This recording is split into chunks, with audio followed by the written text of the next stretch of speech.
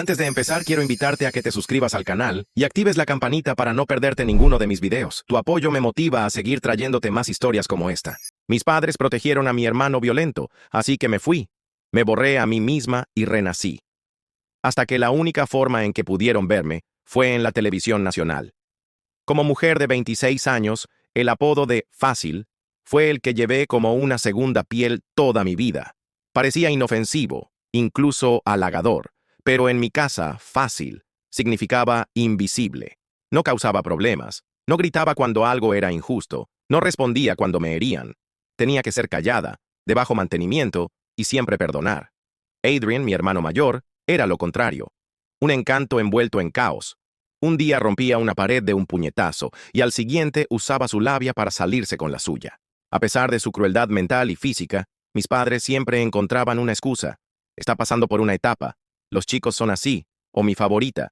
Tiene muchas emociones y no sabe cómo expresarlas. Parece que yo era demasiado buena expresando las mías, al no hacerlo. Me decían que avisara si Adrian rompía algo mío, pero que tuviera cuidado con mi tono si él me gritaba. Si suspendía una clase, le conseguían un tutor. Si yo sacaba las mejores notas, solo recibía un leve asentimiento. Nada de abrazos, nada de elogios, solo la expectativa de seguir rindiendo en silencio. Era su lema.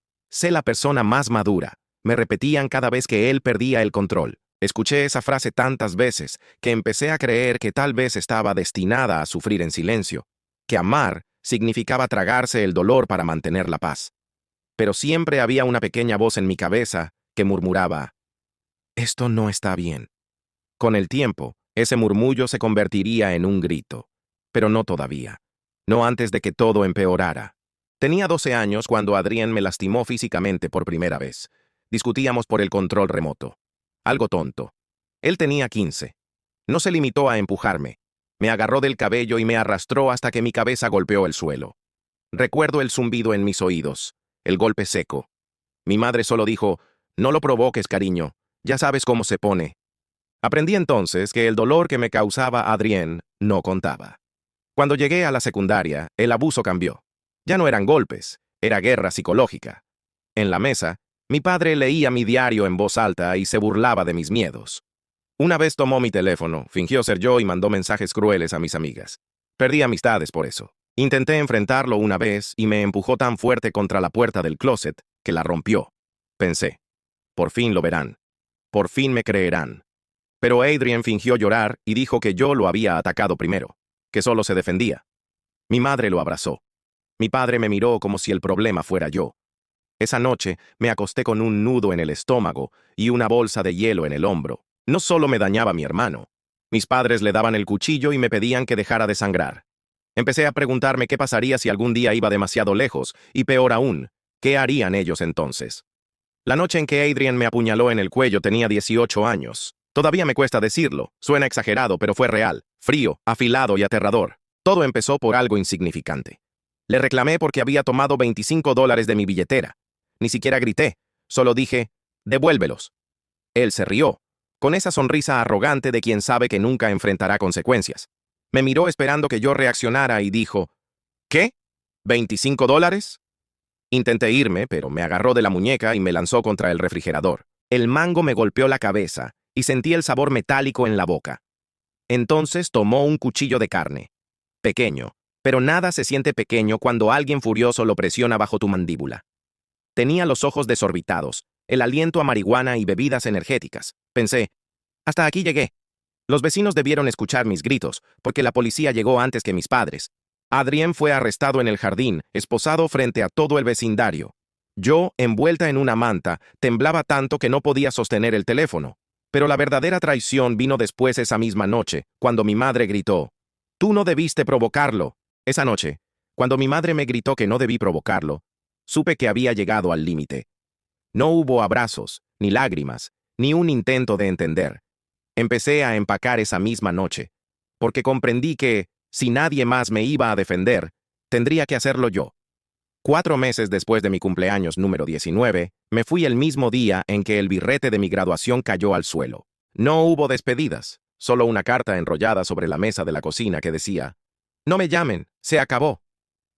No hubo cena familiar. Tomé un autobús Greyhound hacia una universidad a 3 estados de distancia, con mis pocos ahorros y una maleta llena más de miedo que de ropa. No era la universidad de mis sueños, pero necesitaba distancia, real y tangible. La primera noche en el dormitorio, dormí sin sobresaltos por los crujidos del piso. Solo había silencio, sin gritos, sin portazos, sin cuchillos cerca. Y ese silencio por un tiempo fue suficiente. No le conté mi historia a nadie, ni a mis profesores, ni a mi compañera de cuarto. Era tan buena fingiendo normalidad que casi me lo creía. Para cubrir lo que las becas no pagaban, trabajaba medio tiempo como barista los fines de semana y asistente en la biblioteca. Lo llamaba progreso cuando estaba demasiado cansada para llorar. La sanación no fue lineal, pero la terapia me ayudó. A veces, si un aroma o una canción me recordaban mi casa, me derrumbaba en medio del pasillo del supermercado. Aún revisaba las cerraduras 2 o 3 veces antes de dormir, y los ruidos fuertes me hacían temblar. De vez en cuando, en cumpleaños o fiestas, recibía un mensaje de mis padres. Te extrañamos. Ven a casa para Acción de Gracias. Adrián está mucho mejor. Nunca respondí. No les debía ningún cierre. Ellos lo llamaban mejorar, pero para mí era olvidar. Querían borrar las manchas de sangre del pasado y fingir que nada había ocurrido. Pero yo jamás podría olvidar el frío del acero bajo mi mandíbula, ni el silencio que siguió cuando más necesitaba que alguien hablara. Pasaron los años. Seguí ausente, hasta que un día me dieron una razón para volver a hablar. Recuerdo mirar el correo electrónico de mi madre durante 10 minutos antes de abrirlo. El asunto decía, Adrián quiere reconectarse. Sentí la garganta seca y las palmas sudorosas. El mensaje era largo, pulido, como si lo hubiera leído 5 veces antes de enviarlo. Contaba que Adrián ahora hacía voluntariado en un grupo juvenil, que había encontrado la fe y llevaba más de un año sobrio. Lo pintaba como un personaje de película, el chico que solo necesitaba una segunda oportunidad. Pero entonces llegó la parte que me revolvió el estómago. Ha sido invitado a volver a casa. Creemos que realmente ha cambiado. Necesita un ambiente estable, y esperamos que esto sea una oportunidad para que la familia sane. Quizás puedas venir a visitarnos pronto. Al final, había una foto de ellos abrazados frente a mi casa, la misma de la que escapé como si ardiera en llamas. Incluyeron un emoji sonriente, pero ni una sola línea que dijera, entendemos si esto es difícil para ti. Mi mente se desconectó de mi cuerpo. Leí esa línea una y otra vez. Ha cambiado. ¿Había terminado el gaslighting solo porque él decía haber cambiado? ¿Había desaparecido mi yo adolescente, el que sangraba y lloraba, solo porque él había sanado? Esa noche no dormí. No podía dejar de imaginarlo comiendo en mi mesa, durmiendo en mi antigua habitación, caminando por los mismos pasillos donde yo solía esconderme. Ellos estaban reescribiendo la historia en tiempo real, permitiendo que mi agresor regresara, y yo debía estar agradecida. Ese correo no solo reabrió viejas heridas, me confirmó que la infección nunca se había ido. No sé por qué lo hice. Quizá fue la rabia. O quizás fue mi voz por fin saliendo después de años de silencio. Pero tomé el teléfono y llamé. Mi padre respondió al tercer timbre, con una voz alegre, como si nos reencontráramos después de unas vacaciones. No hubo saludos. Solo dije, así que van a dejar que Adrián vuelva a vivir con ustedes. Hubo una pausa, lo justo para sonar ensayada. Luego oí la voz de mi madre, suave, melosa, cautelosa. Cariño, escúchame. Ha cambiado de verdad. Deberías verlo. Está intentando tanto. Mis dedos dolían de apretar el teléfono. Él me sostuvo un cuchillo en el cuello, dije. Hubo un suspiro largo, teatral, seguido de silencio. Todos cometemos errores, respondió ella. Pero no puedes aferrarte al pasado para siempre. Sentí que me faltaba el aire. No fue un error, mamá. Fui atacada, fui traumatizada. Y ustedes lo dejaron salirse con la suya una y otra vez. Entonces ella rompió a llorar, o fingió hacerlo, y dijo, no sabes lo difícil que ha sido para nosotros. ¿Crees que fue fácil ver a nuestra familia desmoronarse? Solo estamos tratando de reconstruirla. Y fue en ese momento cuando lo entendí todo. No hablaban de perdón, como decían. No querían sanar. Querían reconstruir sobre mis ruinas. No grité. Me contuve para no llorar. Solo dije, si lo dejas volver a esa casa, no volverás a saber de mí nunca más. La voz de mi madre se volvió un susurro. No seas dramática. Eres mejor que esto. Pero no lo era. Lo siento, ya había terminado. Mis manos temblaban cuando colgué, pero por primera vez en mucho tiempo no era por miedo, sino por claridad. Una semana después de esa llamada, recibí un mensaje directo en Instagram. Sentí un escalofrío. El nombre de usuario me resultaba demasiado familiar. Era Adrián. Me quedé helada, como una mina activada. Mi pulgar dudó sobre la pantalla. A pesar de advertirme a mí misma que no lo abriera, la curiosidad, o quizás el miedo, ganó. Toqué el mensaje. Era corto, demasiado corto. Terminaba con un tono alegre, como si fuéramos viejos amigos que se reencontraban tras 10 años. Hey, sin rencores. Éramos unos niños tontos. Estoy en un mejor lugar ahora. Hablemos algún día. ¿Un café? Como si no me hubiera destrozado y abandonado a recomponerme sola. Me quedé sentada en la cama, mirando ese mensaje por horas. No era tristeza lo que apretaba mi pecho, era rabia. ¿Niños tontos? Cuando me amenazó con un cuchillo tenía 18. Cuando me empujó por el control remoto y me rompió las costillas, tenía 19. No fue una rivalidad entre hermanos, y él no era un niño. Puse mi cuenta privada y lo bloqueé. Eliminé mi perfil de LinkedIn. Borré toda evidencia de dónde vivía, trabajaba o estudiaba. Me di cuenta de lo fácil que sería para él encontrarme si quisiera. Pero ese mensaje no solo fue inquietante, fue una confirmación. Él seguía siendo el mismo. Seguía manipulando, solo que con palabras más suaves y un tono más tranquilo. Y comprendí algo. No necesitaba arruinar la relación con mis padres si ellos decidían aceptarlo de nuevo. Quizás simplemente necesitaba dejar de sobrevivir y empezar a construir un nuevo camino, uno al que ellos no pudieran seguirme. Adrien provocó un cambio en mí. No de golpe, no con ruido. No quise cerrar el ciclo con drama. Simplemente dejé que se deshilara solo. No publiqué nada, no hice escenas. Solo desaparecí. Le conté a mi mejor amiga. Empaqué mis cosas, me mudé de apartamento, cambié de número y borré mis viejos correos.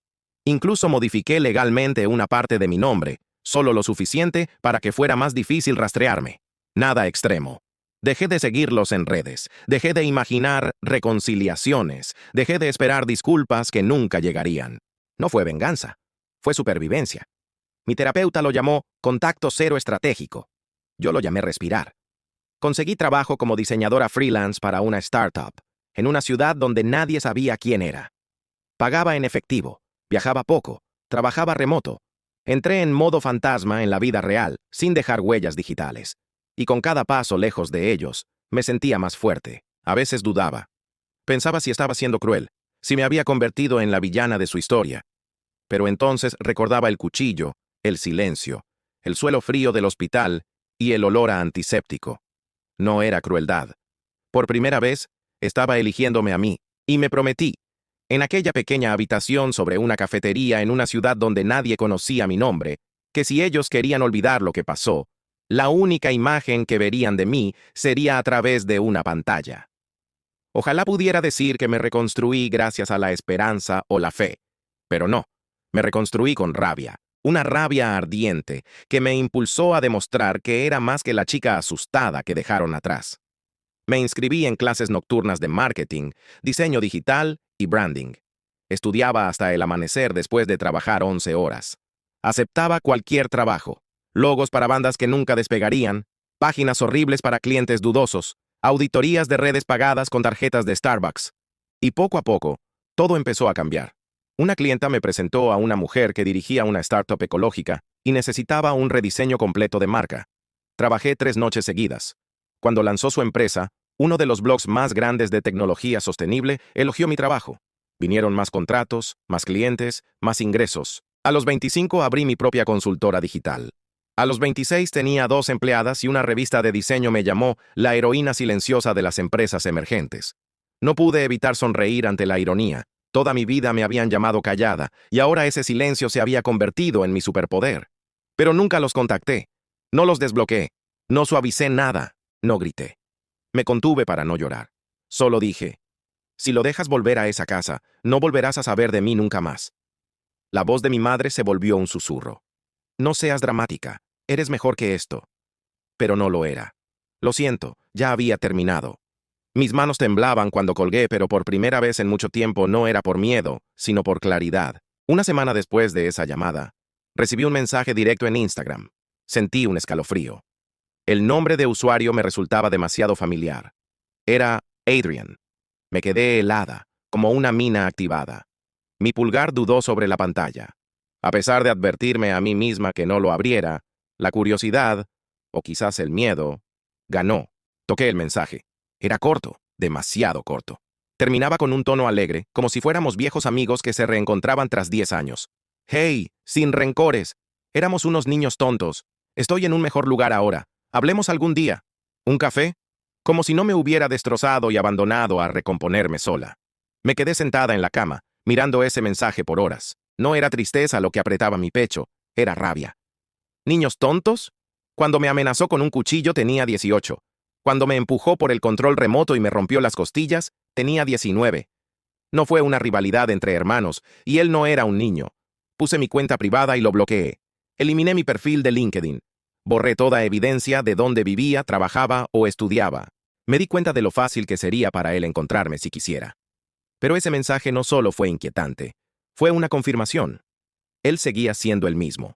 Seguía manipulando, solo que con palabras más suaves y un tono más tranquilo. Y comprendí algo. No necesitaba arruinar la relación con mis padres si ellos decidían aceptarlo de nuevo. Quizás simplemente necesitaba dejar de sobrevivir y empezar a construir un nuevo camino, uno al que ellos no pudieran seguirme. Adrián provocó un cambio en mí. No de golpe, no con ruido. No quise cerrar el ciclo con drama. Simplemente dejé que se deshilara solo. No publiqué nada, no hice escenas. Solo desaparecí. Le conté a mi mejor amiga. Empaqué mis cosas, me mudé de apartamento, cambié de número y borré mis viejos correos. Incluso modifiqué legalmente una parte de mi nombre, solo lo suficiente para que fuera más difícil rastrearme. Nada extremo. Dejé de seguirlos en redes, dejé de imaginar reconciliaciones, dejé de esperar disculpas que nunca llegarían. No fue venganza, fue supervivencia. Mi terapeuta lo llamó contacto cero estratégico. Yo lo llamé respirar. Conseguí trabajo como diseñadora freelance para una startup, en una ciudad donde nadie sabía quién era. Pagaba en efectivo, viajaba poco, trabajaba remoto. Entré en modo fantasma en la vida real, sin dejar huellas digitales. Y con cada paso lejos de ellos, me sentía más fuerte. A veces dudaba. Pensaba si estaba siendo cruel, si me había convertido en la villana de su historia. Pero entonces recordaba el cuchillo, el silencio, el suelo frío del hospital y el olor a antiséptico. No era crueldad. Por primera vez, estaba eligiéndome a mí, y me prometí, en aquella pequeña habitación sobre una cafetería en una ciudad donde nadie conocía mi nombre, que si ellos querían olvidar lo que pasó, la única imagen que verían de mí sería a través de una pantalla. Ojalá pudiera decir que me reconstruí gracias a la esperanza o la fe, pero no, me reconstruí con rabia, una rabia ardiente que me impulsó a demostrar que era más que la chica asustada que dejaron atrás. Me inscribí en clases nocturnas de marketing, diseño digital y branding. Estudiaba hasta el amanecer después de trabajar 11 horas. Aceptaba cualquier trabajo. Logos para bandas que nunca despegarían, páginas horribles para clientes dudosos, auditorías de redes pagadas con tarjetas de Starbucks. Y poco a poco, todo empezó a cambiar. Una clienta me presentó a una mujer que dirigía una startup ecológica y necesitaba un rediseño completo de marca. Trabajé 3 noches seguidas. Cuando lanzó su empresa, uno de los blogs más grandes de tecnología sostenible elogió mi trabajo. Vinieron más contratos, más clientes, más ingresos. A los 25 abrí mi propia consultora digital. A los 26 tenía 2 empleadas y una revista de diseño me llamó la heroína silenciosa de las empresas emergentes. No pude evitar sonreír ante la ironía. Toda mi vida me habían llamado callada, y ahora ese silencio se había convertido en mi superpoder. Pero nunca los contacté. No los desbloqueé. No suavicé nada. Nunca los busqué, porque cada vez que pensaba en enviar una postal o un mensaje en las fiestas, me venía a la mente la imagen de Adrien sonriendo en su cocina. Imaginaba a mi madre abrazándolo, a mi padre estrechándole la mano y llamándolo perdón. Tal vez ya tenían su propia familia. Yo, en cambio, tenía un propósito, no una venganza. Estaba construyendo algo diferente, y sonreí cuando miré al público en mi primera conferencia frente a 600 empresarios. Nadie allí sabía lo que me había costado llegar a ese escenario. Pero lo logré. Era una de las noches más importantes de mi vida. Yo, la chica que alguna vez se escondía en los baños para escapar de las burlas de su hermano, era ahora la oradora principal de una gran exposición de diseño. Con un blazer azul marino y el cabello rizado, me sentía fuerte. Las luces bajaron. Mi nombre apareció en una pantalla gigante. Pero cuando miré hacia el público, los vi. Mis padres. Justo al centro. Tercera fila. Sentí el estómago caer hasta el suelo. Por un segundo pensé que estaba alucinando. Pero no. Ahí estaba mi padre, ajustándose la corbata.